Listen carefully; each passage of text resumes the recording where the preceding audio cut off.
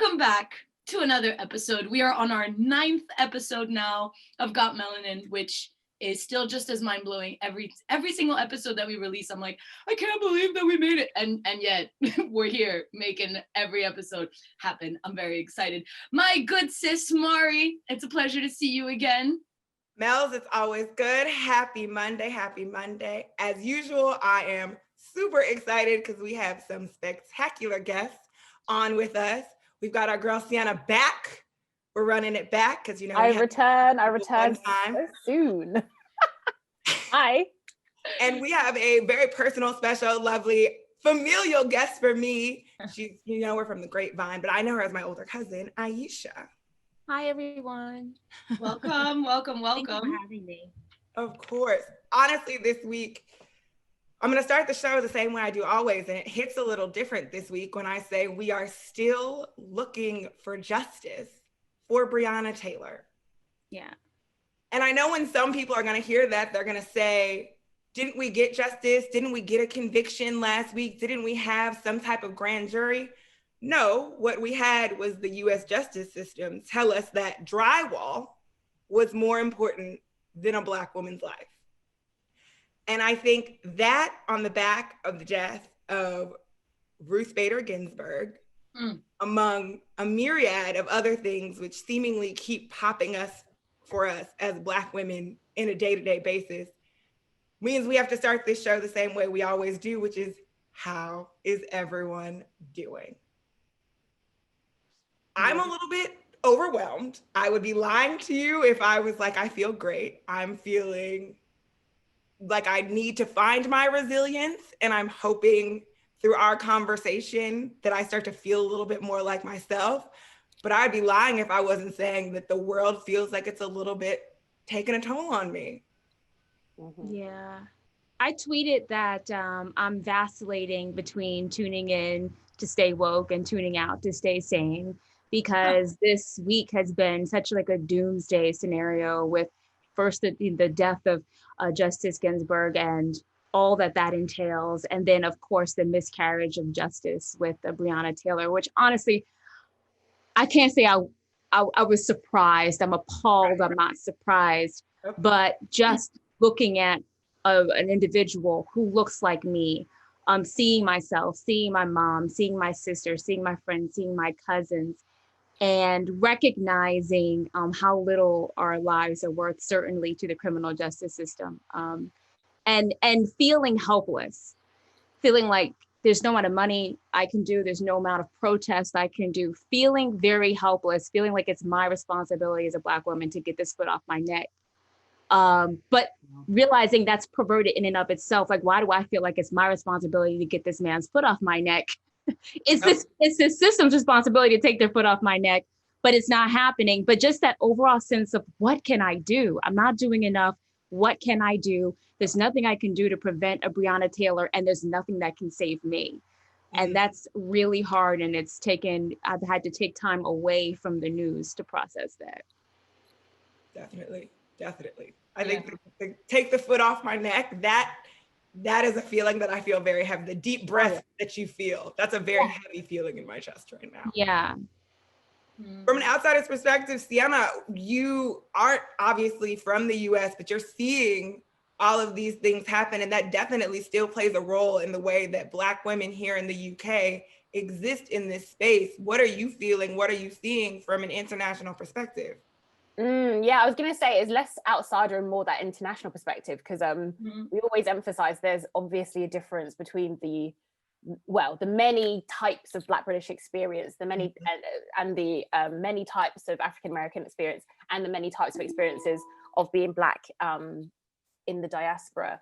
But yeah, I was just reflecting, to be honest. I think for me, as someone who's kept, as many people, but as someone who's kept a close eye on the situation with Breonna Taylor, the miscarriage, the injustice has also just added to the continuous kind of world weariness that I was already facing, if I'm being honest.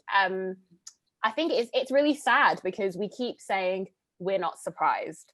And I've been reflecting on that. And I think it's that balance between, it still hurts though. And I think it needs to hurt, because otherwise, I think there's always this fear I have of becoming so numb to it. You get used to the assassination of Black people as just like commonplace, which is something actually that a lot of society is used to, so that it feels appropriate to watch someone literally be murdered in a video as sport, and then use your excuse for watching it is, oh, it made me feel empathy and I feel really sorry for these Black people. Like, you have to, I said this last time, I think, you know, the fact you have to watch it to believe it. And I think whether people want to admit it or not, there is that attitudes that, you know, you need to see Black pain in that way. So I think we always risk being numb to it. And I think it's really important that we never are. So it is really sad that we're not surprised, but I think it's important that we feel the pain. And for me, it's important as well to witness the fact that, you know, across the pond, there is an urgency. People are still taking to the streets for Brianna, right? Saying her name. I think it's just different over here because, you know, I had this conversation with other people recently as well. And it just feels like the urgency is different now that we're in this kind of like next phase of the movement, you know, as is movement ecology, right? We're like in a quieter period, at least it feels like internationally in the UK. And it's this kind of moment of reflection, and it's the kind of what happens next stage. But seeing what happened to Breonna Taylor, and, you know, I know it will come up thinking about Megan Thee Stallion and, you know, all these different ways of mistreating Black women. It's the same spectrum, right? It's the same pyramid of violence. And for me, yeah, it just adds to the world weariness. But I think a lot of people in this country were keeping an eye on that case, particularly if you were Black, particularly if you're a Black woman. And, you know, I very much despair alongside you, honestly. Yeah. Yeah. Yeah. No. I don't think I've been well for like the last 6 months anyway. But you know, the first thing that like I told my parents when everything had come out, and I mean, I told you tears, but it is what it is. Was literally that like Brianna was 26 and I'm turning 25 this year.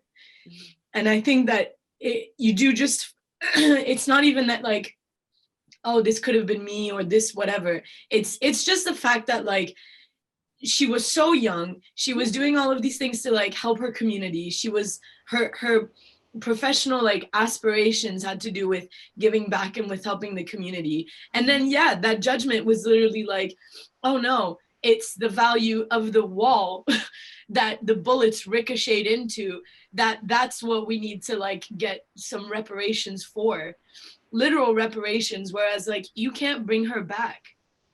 And nothing was going to, and on that point, there was never, you know, when these lives are taken, when our lives are taken, I think we should always remember that there is no justice, right? Ultimately, because the life is gone. It will never come back.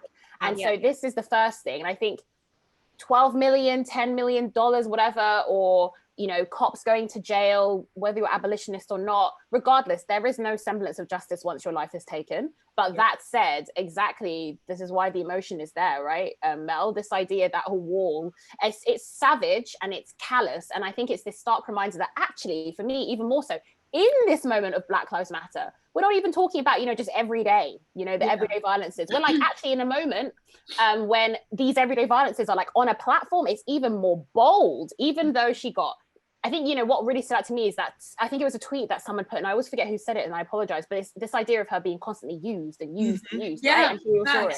And it's like, she got celebrity, you know, saying her name and pushing her name. Time magazine. But like, even with that, and still no justice. And it's kind of like, you can have all these people saying your name and you become a meme based. And I remember reading that article about the memification of her. And I really had to take a step back and think about that, because I never thought of it that way before, you know, it was really stark. And even in this moment, you can still get no justice when you're a Black woman, right? And if we think about, even though, again, it wasn't justice for George Floyd, but we saw what happened in that story versus Brianna, and it's the callousness. It makes me, everything with the Breonna Taylor case and like the Sandra Bland case, and every Sarah Reid in this country, every case, Shukri Abdi, even at 12 years old, everything about it. Okay, maybe less Shukri, but it all just kind of makes me think to like the Hottentot Venus. I don't know if you've ever heard of her. Absolutely. But yeah, so she was, I mean, basically born into slavery and in like the Dutch colonies, and then was basically bounced around from like circus to, you know, freak show to all these different kinds of things, because she had a fat booty. Like, it was huge. It was And huge. you know what happened to her posthumously? Her body was severed and put exactly. And it makes me think, obviously, it's a very symbolic kind of way of looking at it, but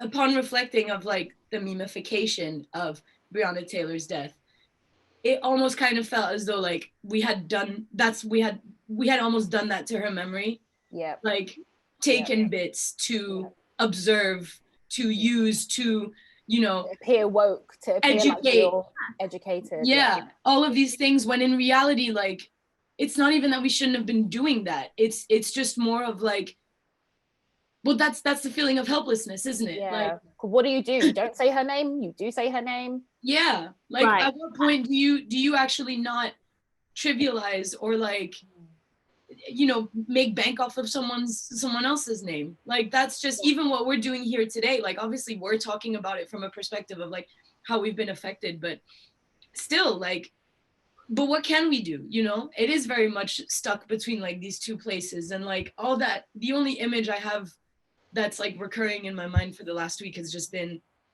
of the Hottentot Venus, like of the various flyers and posters that went around talking about, look at this freak of nature, oh my God. And then literally she dies alone. And then that's when she gets that cut apart and put in glass jars for the world to see, like decades and centuries later. And I'm glad you said that, because there are a couple of things before I get to the Hottentot Venus Hottentot rather. One, I was thinking about like the memification of her and like how there's multiple layers of terror here. There's the terror of existing with a target on your back, right? Any given day when I'm driving in my car, you know, in my white neighborhood, I'm always super nervous when I see a cop car and I'm like looking to like, am I speeding? Because I could be Sandra Bland, right? So there's that terror. But then there's a terror of being exposed to Black bodies, and particularly Black female bodies, being murdered, being bludgeoned, being assaulted, and seeing that every day to the point where it becomes normalized, because it is normalized, but that everyday exposure to those images is its own form of terror, right? Then there's a terror of knowing that if something is to happen to you, there's not going to be any justice, so there's no deterrent. The system continues to perpetuate itself. So there's just like layers of terror here. And then of course, her being a meme, which I think has happened, you know, at a certain point, we say her name, but it becomes like a riff on a theme.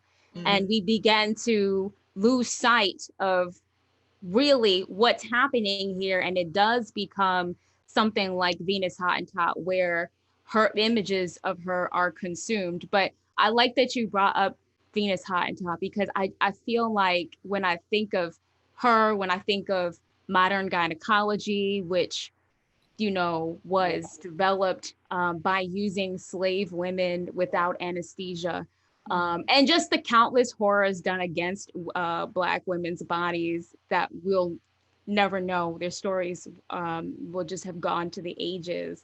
Like, that's what this system was created to support, like the commodification, the exploitation, the abuse of the Black female body, the body as commodity, the body as something it is to be consumed and discarded, is exactly the system that we're trapped in. And the criminal justice system is just one way that I feel that purpose and that using of the Black female body within a white capitalist patriarchy. Like, the criminal justice system is just one of the ways that, you know, we continue to perpetuate that. So I love the idea of how you thought of Venus Hottentot, because the parallels are strongly there. She's a powerful example of Black women being used and used and used and used and used, right? And you know, go ahead. I was gonna say, just the point, just really briefly, the point that Ayesha made about medical racism and gynecology, it made me think about, like, at least, I don't actually think this is not just the UK at the moment, but there is, I haven't kept complete tabs on this yet, but there's like stories arising just within the last few weeks of like a number of women who are coming forward talking about the way that they'd been sterilized without their permission, primarily Black women. And yeah, it's a story that's like unfolding yet again. And it's, you know, echoes of the past, right? Victorian era onwards. And then just thinking about in the UK, something that's been spoken about a lot, and again talked about even more so in this Black Lives Matter moment, is this statistic that came out about even in the UK, you know, Black women being 5 times more likely to die during pregnancy and or during labor compared to white women in this country. And that being something that people are really talking about. Well, I say people, Black women are really talking about at the moment, because who else talks about it apart from us, right? So yeah. We have the very unfortunate recent example of like a Black British YouTuber called Nicole Thea. Yes. Who, oh my God, heartbreaking. I was just looking at her honestly. I was just looking at her fiance's Instagram like last night for some reason. My heart. Ayesha, she was literally like what, 25, 24? Yeah. She only just so young. Yeah. In her 7th, I want to say like 7th to 8th month of pregnancy, her and her fiance, life was literally like, they were out here, you know, like shaku shaku and everything on the gram with the pregnant belly and all that. It was like stunning. And then from overnight, straight up overnight, she just died. Her and her baby died. There's a lot of questions. This is making my blood go cold surrounding what happens and the type of care. Yeah, we don't know the details. And the details have never been quite clear, but it is abundantly clear that she is a part of a system in which is continually disenfranchising Black women, specifically in childbirth. It's the same system, as Siana mentioned, that we see in the United States, where Black women are, I believe it's like, I saw a statistic that was like 113%, and I don't want to quote that, but it was an egregious statistic that was proving that Black women are significantly more likely to die in the act of childbirth. It's terrible. I am of the age where this is something that's really like to think about. Yeah. And it's terrifying. And even I can remember my mom is a physician and had me at the hospital where she's on staff. Yeah. And she had complications and no one took her seriously. Yeah. So are you serious? If a Black woman could be a doctor on staff in the hospital and complain and no one takes her seriously, what hope does any of us have? And not only that, I was speaking to I heard a Black gynecologist say not long ago that not only are there issues with just medical racism and our pain not being taken seriously or just not even being considered, but then there's also issues of the daily microaggressions and the stressors that we live having to exist in a society, and how that literally can affect your ability to carry a baby healthily to term. Even just how your lifestyle and the amount of stress you encounter years before you even conceive. Yeah.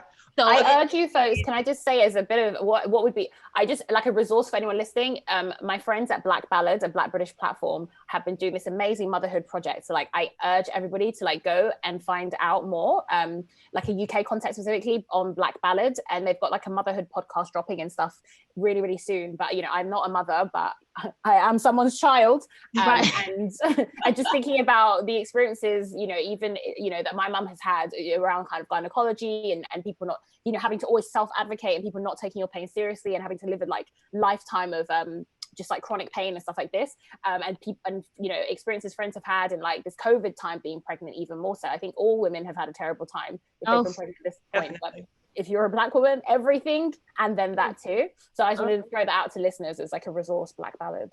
Thanks, Siana. I feel like Black women are, and I've had this thought for like the past, honestly, since the beginning of this COVID-19, and I feel like Black women are stuck in between the space of trauma porn and fetishization. Yeah. They're stuck right somewhere in that dichotomy of it is your body on display for people to be seen. It is the aspiration of non-Black people to look like you, to be you, to emulate you. But it also is this trauma of we want to see you as the victim. We're okay with seeing you die. We're okay with putting you as the welfare queen. You're the person that is all of these things. And it's that constant dichotomy that you're fighting with. And I think Melina and I, for the launch for WCAPS UK, were lucky enough to have Linda Blount, who is a healthcare professional in the state, come and speak. And she spoke exactly on what you were talking about, Ayesha, which is that intersection for Black women, talking about not only are you dealing with health disparities, but you are dealing with racial inequities. You are dealing with usually you are dealing with socioeconomic and you are dealing with gender inequities. And these are things that other people genuinely do not have to think about, but these are generational traumas that we are carrying with us, and then we then pass on to the people that we bear. And that is honestly something to think about, as we all, I guess, are all nearing that age when we have to have kids, but we're also somebody's child. I'm glad we're having this conversation, because like when we talk about like civil rights, you know, we know that it centers men, and so much so that we overlook the subtle ways that this system, you know, targets Black women, reproductive health, and just, you know, well, not even subtle, you know. I think what I was just thinking about, subtle, but finally getting a platform. When you folks were talking about microaggressions, because again, this stuff I've been thinking about, just the idea that actually these things that we've been talking about for so long as like micro, right? Actually, they micro? Like if you think about the levels of trauma, like continuous, think of like a paper cut. A paper cut hurts. It hurts. Right? Don't lie to me. It hurts. Yeah. No, don't lie to me. I know. So you're having a paper cut all the time, same place or similar. Ow. Nice. So think about that. Is that really micro? I'm like, you know, I think actually we're dealing with some real macro shit here, but we keep making it, it's a micro. And like other people, and then like white people and like, you know, non-Black POCs will be using it like, it's a microaggression.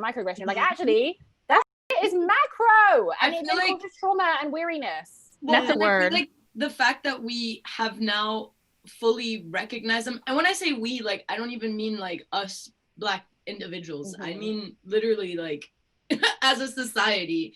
I got friends from all over the rainbow talking about you don't, you know, these are microaggressions at work, like recognize your microaggression. So I'm like, okay, well, so if we recognize them, you're right, Siana, like they're not micro no more. They're very much exposed. It's exposed. So I just think it's like, I just think a lot of people are using like language that like Black women have taught them, and we know this, and I just think we're needing to name things differently at this point in time in the conversation. That's a great point, because language is powerful, and there's a lot of discrimination that literally is begins at the etymology, and that I never even thought about that, how we labeling it micro makes it seem like something that's like it's not so significant.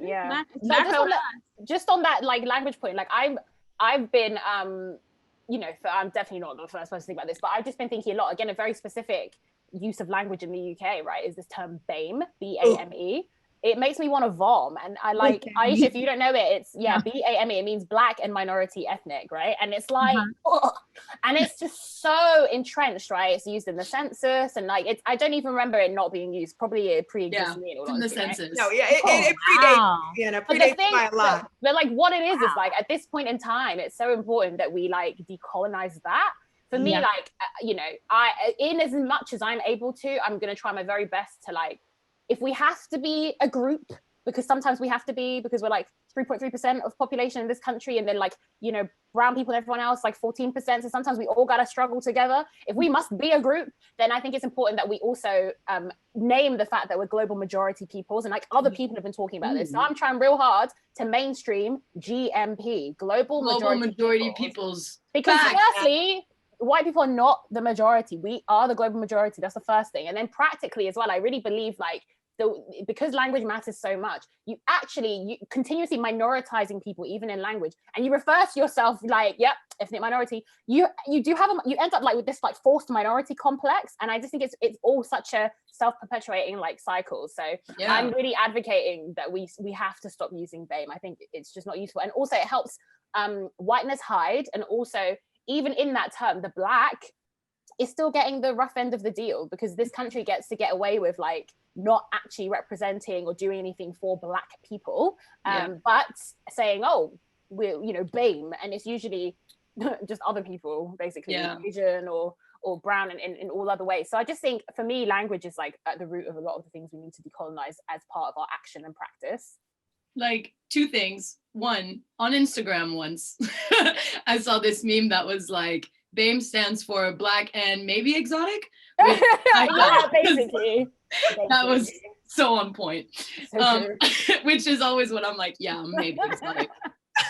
Maybe. You'll never know. You don't know what you are, so babe. Ooh, ethnically ambiguous. What's up? Come at me. But second thing is, yeah, even so, like, but I love that you brought up the fact that BAME doesn't even actually represent Black people, which could be people from the Caribbean, or people from the African continent, or people like Mari, or other. So what does it represent then? That's what exactly, Ayesha, you tell me. What does it represent? I don't know. Ayesha, I'll give you an example. The Minister of Health, Secretary of Health, whatever, Matt Hancock, they asked him on TV, oh, so like how many Black people are in like current government? And he replied back with like, we have a number of BAME. Nah, Black people. Like, Black what is people. it? He didn't say the word Black as if it was like the new N-word type of vibe.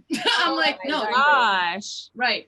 And then the fact that it's still like, oh no, we have BAME. Like, look, we're ethnics, minorities. Like, look they're involved. And it's like, so any ethnic minority in is in its largest context. So, wow. So that's really a way of erasure.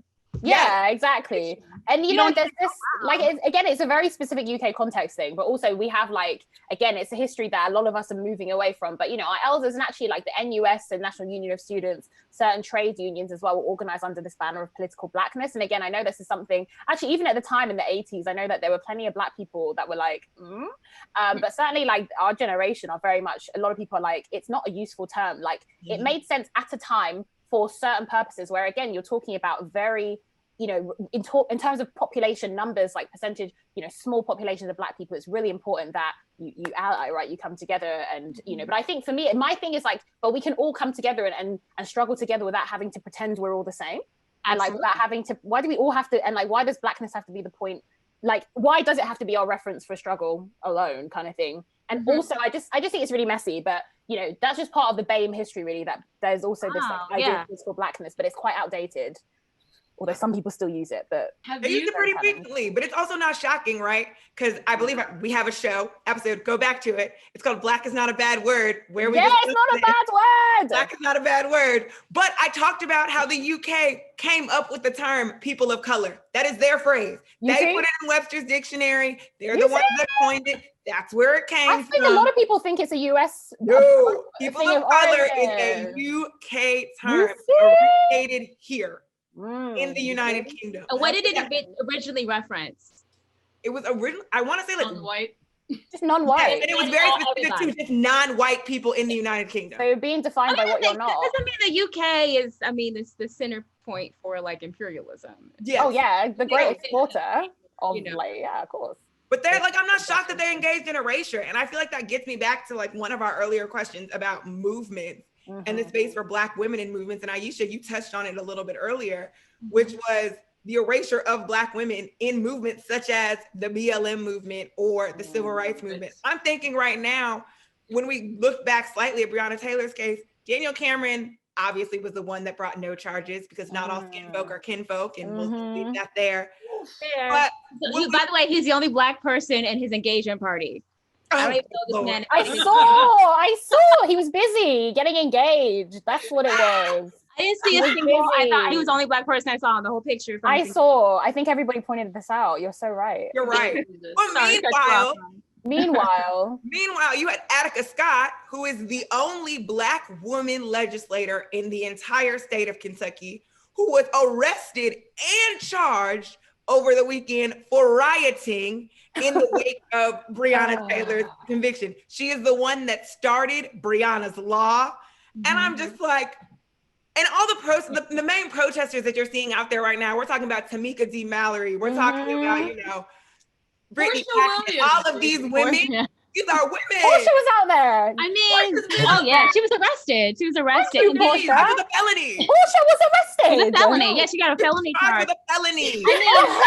Oh yeah. Wow. I mean, the way they're about to weaponize these anti-protest laws as a means of, you know, increasing state-sanctioned terror is very terrifying. Looking at like what's happening in Florida, Governor Ron DeSantis right now, like it's about to get worse significantly worse before it gets better.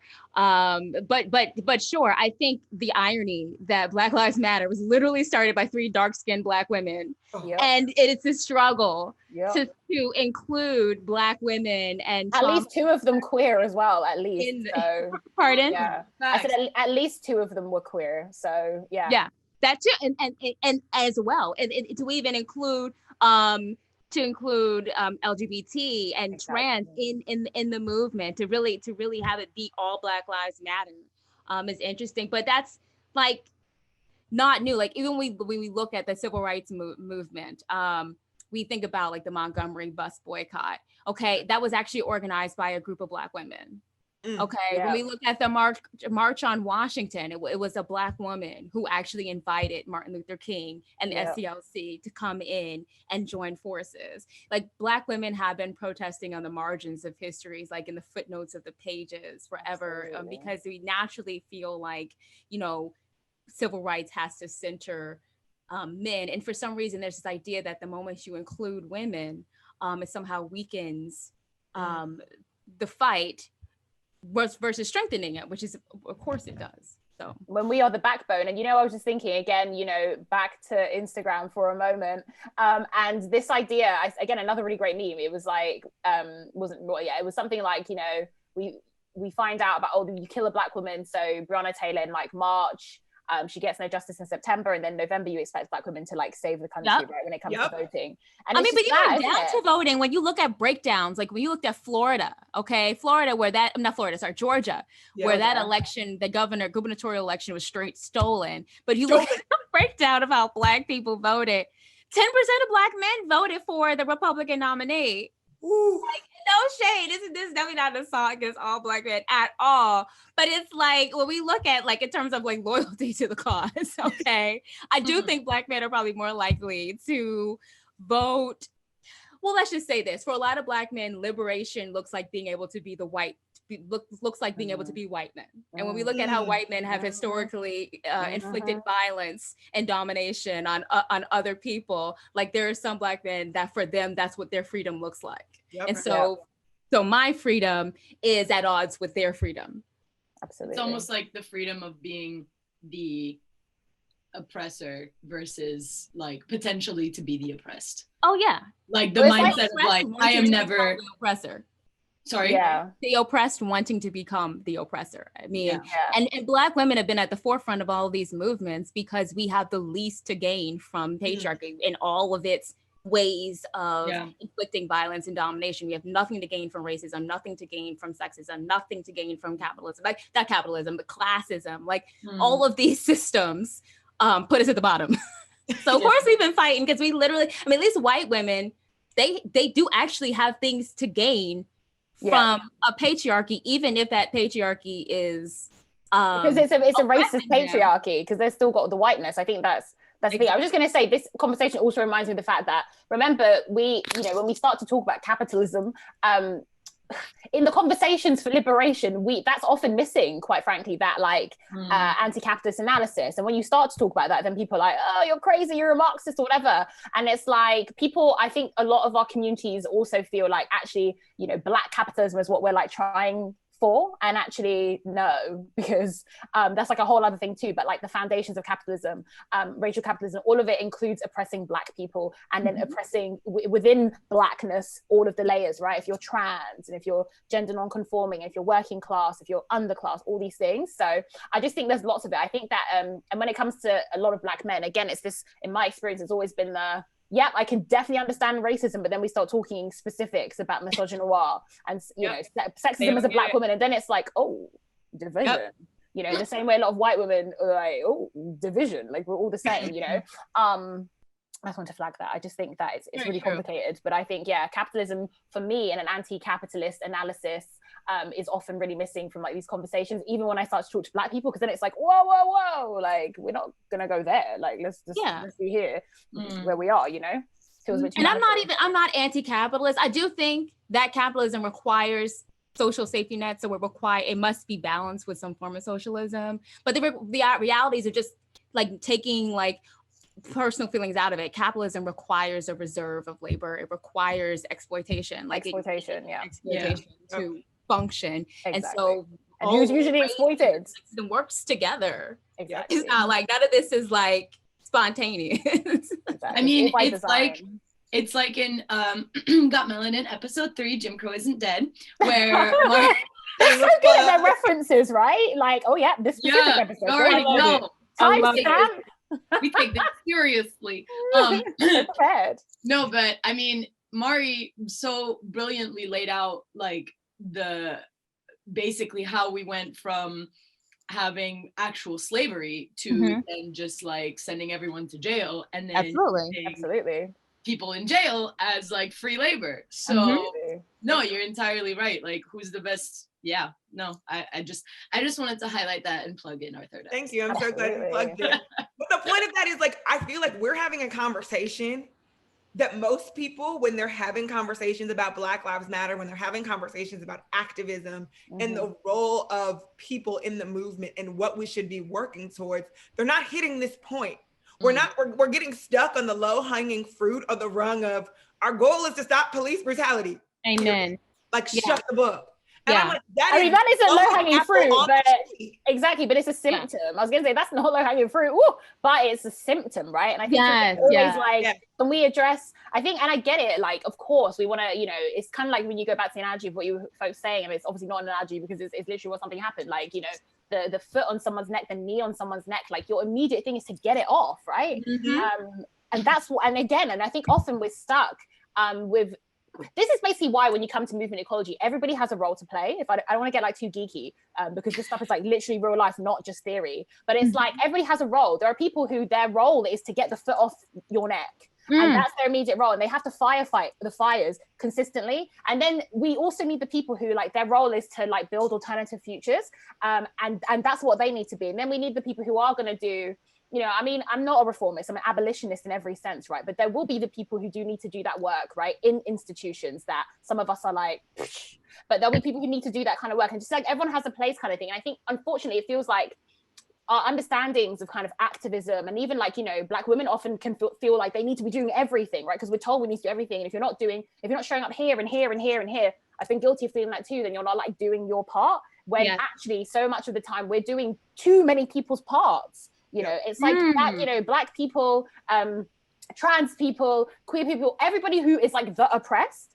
is often needing to do the work of like undoing their oppression. And so this is why the oppressors get away with it, right? And I just think what's interesting about this moment that we're in, although I can't tell you how widespread it is, I don't have the statistics, right? But I guess just anecdotally, it feels like, I mean, actually people have looked into, public feelings across the, you know, like in the US and the UK, globally, around like feelings towards Black Lives Matter this time. And obviously like there's more kind of like feelings of, oh, I actually really support it and all, you know, all of that. So I would say it does feel like there's more kind of understanding of like, actually it's the duty of like white people to do the work of undoing white supremacy. And that is the same for kind of any type of oppression. But I often think that so many of us, particularly Black women, often feel that we have to do like everything, and even if we resent it, we feel like we have to be the ones to like change the world and like save everybody, because we're told that's our job, even when we're from like children, from small girls. So I just wanted to kind of put that out there too. But I think everyone has their place, and we need people who are firefighting and doing that. But I think often we don't have the space for people to do the work of like building alternatives. And what's good right now is that people are talking about, okay, fine, we abolish the police. What does it look like when we don't have them? And what's that? And it feels like maybe a few more people are listening this time than before, at least in the US. I mean, in the UK, that's a really tough conversation, but we're trying to have it. I mean, we got 15,000 complaints to the BBC because Alicia Dixon wore a BLM necklace. A BLM necklace. UK is like, listen, the British public, you know, you've seen me and the way I've been cussed, I will cuss out the British public every single day of my life if I have to. I just think for me, it's like this, you know, this like complaints culture that we have. It's definitely it's weaponizing, it's entitlement, it's bullying, right? These Black celebrities, right? Not caping for them, but like they're in the space that they have, they're trying to do their things, like make a point. And the British public, it's the same way when white people in your workplace don't like you and they try to make you lose your job because you talk about the shit that they do that's racist. That's like what the British public do to Lewis Hamilton, to Gibson. He's banned now from talking about Breonna Taylor, isn't he? I read an article the other day.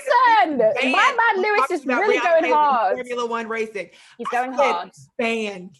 He's going hard. He's still going hard. And they're really, really trying to to destroy this man, but he's going hard. Oh yeah, they are. I mean, they don't like him because he's winning. Nobody ever likes it when you're winning. Everybody was fine when he was like in last place. Now the black kid's winning and racing in Monte Carlo. That's not okay.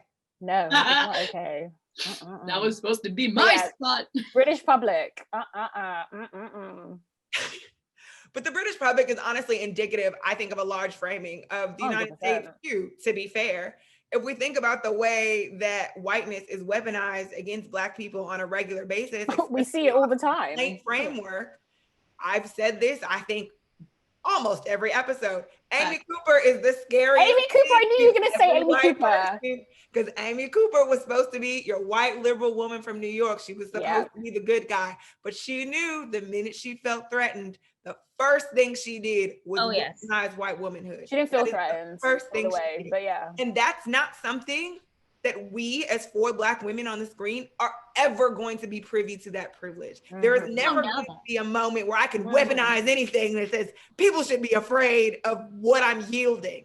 And that disadvantage is exactly why these conversations are so important, and exactly why the abolishment and the reformation of these systems is so essential, because we really are sitting at the lowest point of the intersection of this totem pole. Oh, absolutely. Yeah. I was reading an article, was written by a white woman. By the way, for Black women, like, we can call the police and the police can show up and think we're the ones who did it. Like, I can call the police from my suburban home and they might think I'm the intruder. Like, there's literally always the threat that the state will turn on you at any given moment. But there was a woman who wrote a think piece about the Karen as a meme. I remember this, And she said, because of Karen and the pervasiveness of the meme, now we're really targeting women who choose to perform agency and women who speak up. And I was like, ma'am, we are not going to conflate women with agency and women who speak up against systems of oppression with women who are literally like, their tears are weapons of mass destruction. What a cold take. She must have thought that was such a hot take. Cold take. I mean, and people were really like vibing with it. And I was like, oh wait, no. I think I wrote this like essay in her comment section. Like, sorry, girl, I had time that day. But that's what really what white women are doing, like holding on to that privilege of white womanhood. As I could not believe that she was saying, like, basically you have Karen now using the term Karen as if it's like an N-word. Oh, yeah. They were like, that is literally as disrespectful as calling me the N-word. It's equally as calling me the B word. That's what it means. And I thought to myself, have you folks noticed as well? Honestly, I'm being dead ass serious, but like, what happened to Becky? Because since Karen came, nobody, no one talking about Becky. And I was like, Becky's still there.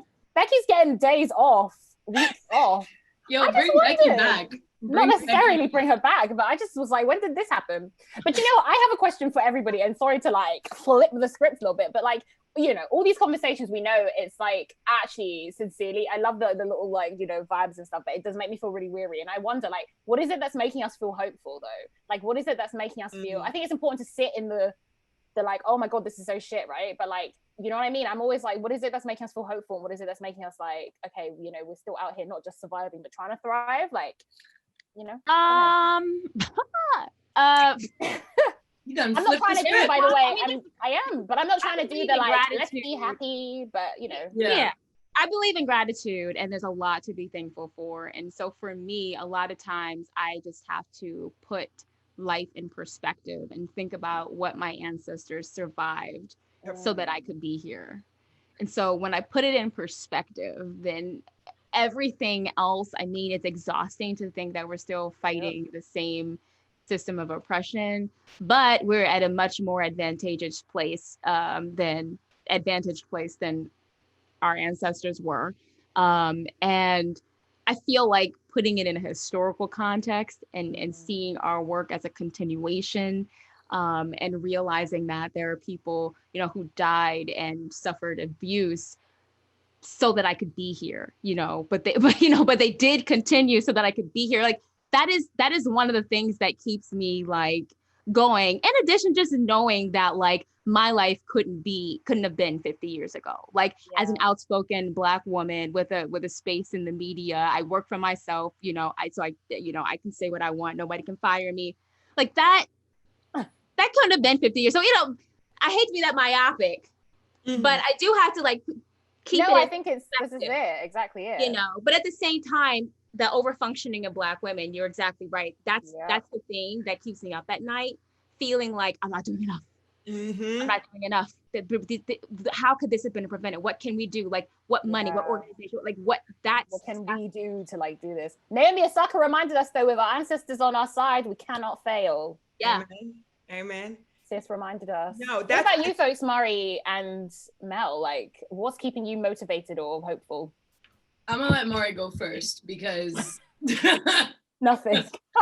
Everyone's like I lean into exactly what my fam just said. I think when I think about our upbringing and I think about our fathers in particular and where they came from, so for Ayesha and I to be sitting in the space that we are sitting in, we weren't supposed to be here. Right. They weren't supposed to be where they were.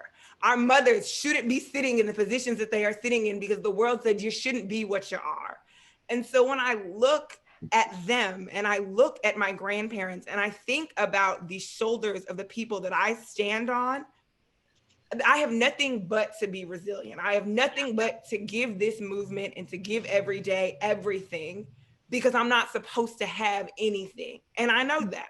And I know that it feels like my job, and that may be hard sometimes, but I know that I am opening doors for somebody to run through by merely existing in this space. And that honestly keeps me going. I was listening to my pastor, Dr. Otis Moss, who's going to be on the show with us in a few weeks. Oh, nice. And he said, what we're witnessing right now is the death of white supremacy. When an animal dies, they fight like hell to bring everybody with them. Yeah. And right now we are feeling the pushback. We are feeling these last clutching at straws because change is coming, whether you like it or not. It is the moment and people are relentless. Yeah. And I think it's stuff like that keeps me going. In the late nights when I'm honestly texting Melina, like, I feel like I should be doing 17 other things, although it's 3 a.m. and I really should just be asleep. I know that my mind is racing, like I should be doing more. But I also know by doing something, somebody is benefiting. By us being here, benefiting. You know what I mean? Even if it's just me being cathartic on the microphone right now, somebody is benefiting. Like Mari, too. Like I was telling my dad the other day, like 2 generations ago, we were sharecroppers. Literally. In the South. That's the thing. Like the thing is, when I think about the systems of oppression in the penal system in the United States of America and the way that it is a revolving door of Black men, and I think about us having our fathers being, 7 Black men from the inner city in Newark. They weren't supposed to make it. We should not exist. They shouldn't be doctors, lawyers, and judges. We shouldn't have good degrees. It shouldn't have happened. Right. And we're here. They're here. Amen. We're here.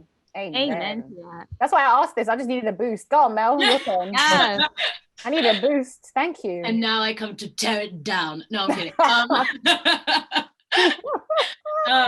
No, I mean, I kind of want to like piggyback off of what Siana just said, because you guys have just given me like a ton of hope, because frankly, like I don't have much left and it really sucks.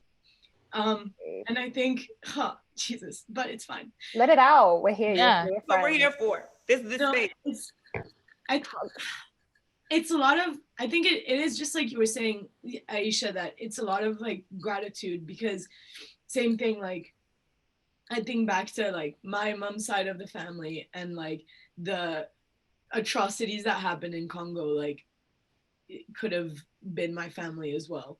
And I'm fairly sure that like it was part of my family too, because I don't know, African families, you got like 400 babies born in a year, but like you clown. Do you know what I mean? It's like, but I think the reason why like today, especially, I think I just don't have much to stand up on is because of like everything that we continue to see on the daily, that's not micro, and that continues to happen, and that it's not even that it doesn't stop, it's just that like you can point it out, but people will still find some sort of an explainer for their behavior, which they know is problematic, which you've now pointed out has affected you, and they're still there trying to like give you reasons as to why, like, oh no, but it's not that deep. It is that deep. If I've got 5 million paper cuts and then you give me another one, it is gonna be that deep, you know? And like, I think it is just, I want to not lose hope. Like, I want to definitely like stay in the mindset that at some point things are gonna change. But I think it's just been, I don't know. It's been you're allowed to be tired. I think this is the thing. You're allowed to be exhausted. And you know what, I'm going to say this as well. Firstly, I think it's so important that like you feel free to show emotions and not apologize. We know this, that, you know, whether you cry or not, right? I think it's important that you do what you need to do. I also think that, you know, I think people misuse this idea of like hope and resilience, right, as a way to mean that you never like have space to just break down. And I think first and foremost, it's really important that you're just saying, actually, I've got nothing left. And I think it's important. What I always think to myself is the times when I feel like I really have nothing left, still I wake up though, and still I continue. And Mel, today, you feel this way, and yet look at you, you're here, you're doing this podcast, you're making space for us. And I just think you also had every right to be like, hey folks, like I don't need to do this today, right? I'm sure you maybe even thought that way. So for me, I want to firstly like thank you for just being like super open and transparent. That's one of the things I absolutely love about you. I think for me, again, although not all skin folk are your kinfolk, and that includes other Black women sometimes, but I always seem to find, that said, I always for me, I always seem to find some kind of like sustenance when I talk to other Black women, wherever in the world that we are. And so, you know, in many ways, when you feel like sometimes what you need is actually to like talk to your sisters, like be in communication in that way. So I just want to be like, let it out. And I thank you for just being like open and transparent in that way. I remember for me, I just wanted to say, I don't know if you heard about the case of Belly Majinga, a Black woman in Britain died from COVID and, you know, all these kind of things. I remember to myself, do you know what? It was a while back, but I remember when I heard about her story, I cried so much. You know, I was like, wow. I literally remember like I cried so much and I just went to bed because I was like, how could you do this to someone? Because she was like, I was like, she could be my auntie, you know, and I felt it so deeply as if she was like my family. And that's one of the things I remember the most of all this stuff happening. I felt it so much and I cried and cried and cried, and I'm not really someone that cries that much. So I just think it's really important that like we feel stuff. It reminds us that we're alive, that we're not numb to this crap, because we never should be. If we're numb, we don't continue, right? So I think it's really powerful you feel this way. I'm sorry to cut you off. I apologize. But I enjoy emotional displays, even though I'm not much of a crier, but working on that. I feel talking about like white women's tears and how they've been used. Like, but like for Black women's tears, I think they're powerful because it goes against this idea that we're strong. You know, and how that strong label, like we've taken it and we've worn it as a cape. And that's why we have to be the superhero. We have to overfunction. But that strong label, that strong Black woman label has been used to like justify our abuse and exploitation. Sure, do anything to them. They're like Tupperware. They don't break. Like, yeah, we do. Like, please acknowledge my humanity. And I think tears are signs. I like seeing Black women cry in public forums, honestly, because tears, sometimes we have to remind people that we are human. And remind ourselves, Ayesha, right? Because you get told so much, you just think, oh yeah, I'm gonna be strong. I think resilience, I really try to use that, like, again, resilience rather than strong, because that feels a little bit more empowering. I think this idea of strength has just been abused, like you say, definitely. Resilience is the idea that you can cry one night and get up the next morning. And that's why I feel like that's always my statement to people. And Mel has heard it plenty of times. If I'm like, my phone is off, please leave me alone. I'm in tears and I'm done. And this moment, I don't have it. I don't have the room to empathize with other people. I don't have the room to be your shoulder to cry on. Because right now I can't even cry on my own shoulder because I have nothing left to give. And that is the reality. The tank is empty. So many Black women in this movement goodness me, that was the reality for me this weekend. I feel like at one point it was reality when I stepped on this call and said, I don't know where I am right now. We're here and we're doing this thing. And so much of creating this space and having this conversation and engaging is showing that Black women are not a monolith and we're multifaceted. And that is what makes us wonderful. That's what makes us able to do these things. That's what makes us so different, so unique, so many wonderful things that honestly people like to forget. But you being vulnerable is exactly what we need in the space now, because we're all internalizing these things. And just because the rest of us don't have tears don't mean the rest of us aren't weeping and weary. Weeping, crying emoji inside, and the we move emoji inside. It's like the smile and then the little tear. That's us. Dog tears. That's why self-care is revolutionary. Like I started this conversation saying like I switch between like tuning in to stay woke. Put it on a T, Ayesha. That's that phrase. I loved it. Oh, so yeah, like, but it's true because there are days when I used to feel guilty. Like if I'm not reading the news, if I'm not staying abreast, if I'm not on the timeline, I'm somehow like letting the side down. And it's like, no, I can't fill anyone else's cup if mine is empty. So like there are days when I gotta tune out. I gotta go do something for me because this is too much, or I need to go cry and just be sad and let the grief process before I can come back. Because, and Mara used a great term, trauma porn. Yeah. At a certain point it does, because at a certain, you have to understand like how media operates. Like to us, it's personal, but to a media organization, it's hits. Yeah. And so it literally is a form of trauma porn. So when you do go on a timeline and it's boom, boom, boom, boom, boom, you're seeing images of Black, bodies brutalized and slain. It's like you have to step back sometimes, because it literally is. There are people who are capitalizing on our demise. Yeah. And on demonstrating our demise and putting it on the timeline, Yeah. I never fully watched like the George Floyd video. They apparently released like body cam footage of when they entered Breonna's house. I'm never watching any. And like I have had, obviously, it's no fault of their own. I think for a lot of my friends, this was like a huge just awakening, like it was for a lot of people. But I did people were sending me the videos of stuff happening, talking about like, oh my God, this is crazy. I'm like, but not thinking that I'm sending this to a Black woman. Well, it's not even, again, like, this isn't some, gnarly tidal wave that's hitting some beach somewhere and it's like 50 meters high. Like, this is someone's life being taken away. It's not exactly. That's what I was saying about being numb to it. There's nothing phenomenal about it. Like, now, some people needed to see it. It needed to be, and that's what I feel like. Because it's like, on one hand, it needed to be recorded, because how many have not been recorded? It needs to be have seen, but at the same time, there is a such thing as seeing these images over and over again, and that being its own form of terror, and like having to like go the guilt of like not. I definitely couldn't watch it. No. Yeah. And I think as we're entering our final section. Sorry, everybody that's watching, listening, we apologize. But I think we should leave the people, everyone, and as Siana always says, I will also include myself at the end, should leave with, what are we looking for? I said this last time. What are we hoping as we are continuing in this movement? We are continuing to see this movement shift. We are continuing to see this movement ride on the backs of Black women, honestly.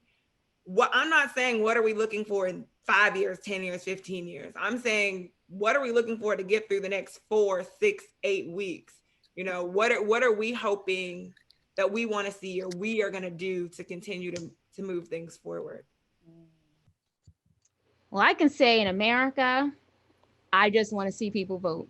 Amen. I think right now, there's so many layers of things that need to be done, of oppression that needs to be dismantled, issues between combining Black Lives Matter with Say Her Name. Get this man out of your country. Get him out. Boom. Right now, the only thing is register and take yourself to the polls and vote, because if we don't start there, our country, our democracy, in air quotes, is at a breaking point. It's a doomsday scenario. And so right now, that has to be the number one thing on the agenda, and not just the presidential election, though that is incredibly important, but the local elections too, because there's really interesting things happening at the state level. Yep, I completely agree. Siana, what do you want in the UK? Whew, well, we don't have elections like that coming up anytime soon, but sufferation's hands gonna go on for a while. But you know, I was just thinking, the word stamina came up for me. I was thinking about what I said before about understanding that this is a marathon and not a sprint. We've had our moments of sprinting, but I think that's a really good analogy that, you know, we're in, at least, you know, on this side of the pond, we're in another phase of all of this where there's like the urgency isn't the same, of course, right? It's just different, and we're, you know, obviously always having to reflect on a UK specific context. But for me, I just want, you know, I commit myself to having the stamina to be able to like keep hopeful. I have my days when I'm like, oh boy, but I clearly still believe that changes are coming. Otherwise, I definitely would have thrown in the towel, but I'm not one to throw in the towel. So I pray for, you know, to the universe, for stamina, and also, you know, to find spaces, you know, of care, basically, where, you know, whoever you are, wherever you are as a Black person, but, you know, I hope that people have spaces of care where they can feel affirmed, where they can voice whatever is going on, because this is a traumatizing time globally, right? I think that we all feel this collective Black grief, you know.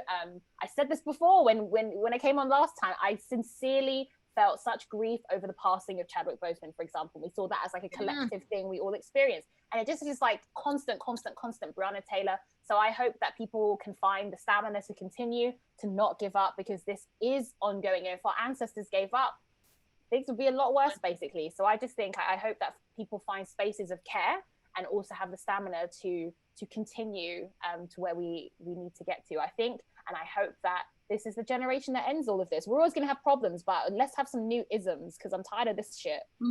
Yeah. I couldn't agree more. And I have to, I guess for me, it's very much like what you said, Siana, and also Ayesha, obviously there's no elections happening here, but I am voting in Florida, technically. So, whoa, swing state. And I said this last episode, which I need people to pull up. That's literally that, because obviously, sorry, let me rephrase. I need people to pull up, and I need also politicians to just like wake up. Because I'm getting to a point where I understand that like the political game is one of like, I don't know, I don't want to say conniving, but that's kind of what it looks like from an outsider perspective. And that it is a game, you know, that you have to play. But at the end of the day, I'm sorry, but like, what kind of karmic good is this doing to you realistically? What good is it bringing to you in your life to sit up in there in parliament or in Congress or whatever and blatantly dehumanize and delegitimize a whole portion of like the human race's reason to be? Like, I don't know, that's what blows my mind. And so I just need people to actually like wake up. Like this whole 15,000 complaints for a necklace, are you kidding me? Like, really, you have nothing else to do? Really?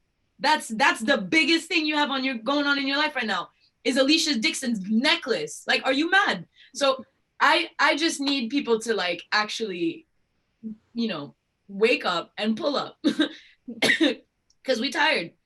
Like, that's a good t-shirt, by the way.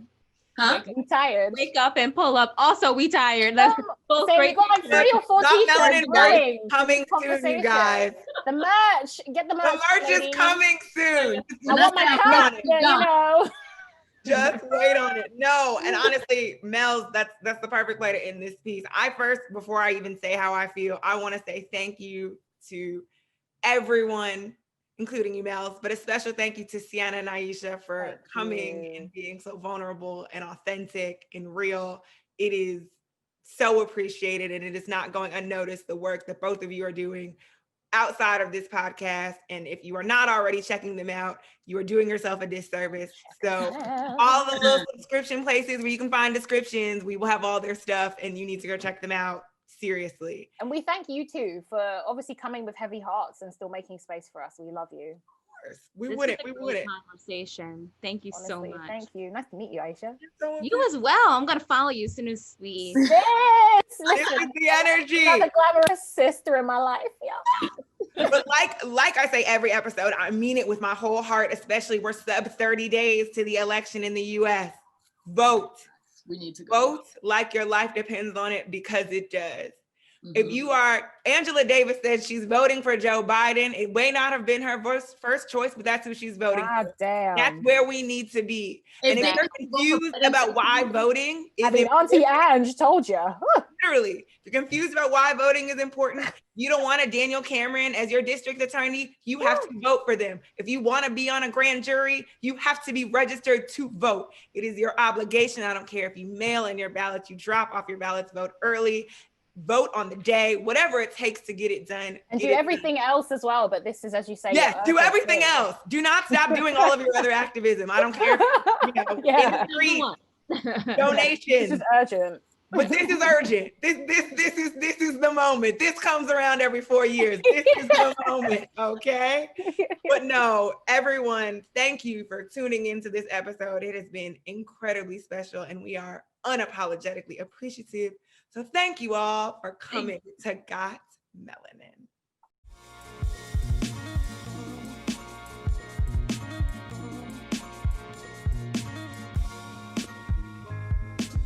Everybody gather round and listen to my song.